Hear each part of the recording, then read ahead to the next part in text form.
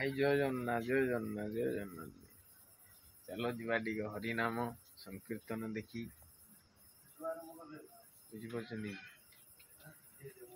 चलो पहुँचला कीर्तन टिके बुलिकी देखिक आसवा कीर्तन। पानीटा रखिलनी तुमे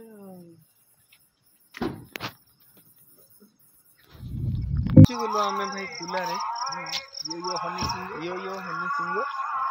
चलो जीवा टिके कीर्तन देखिए कुला बढ़िया रास्ता अच्छे एकदम देख कुला गाँ बहुत भल गाँ भाई बढ़िया रास्ता घाट ना ना यहाँ हम्स कराई दी साइड बढ़िया लगुच देखिए ये गाँव सौंदर्यकरण कले ना बहुत बढ़िया देखिए दी साइड एकदम गछ पड़ी एकदम माने छोट छोट डेकोरेशन गछ का मु तो समस्त भाई मान को रिक्वेस्ट करी तम तम गाँव में एमती रास्ता गड़े गड़े गछ पकातु और बहुत सुंदरता लगे है ये हूँ कुला गाँव दृश्य। चलतु आगे केते सुंदर तोरण सजा देखी लाइट गेट बढ़िया है लाइट गेट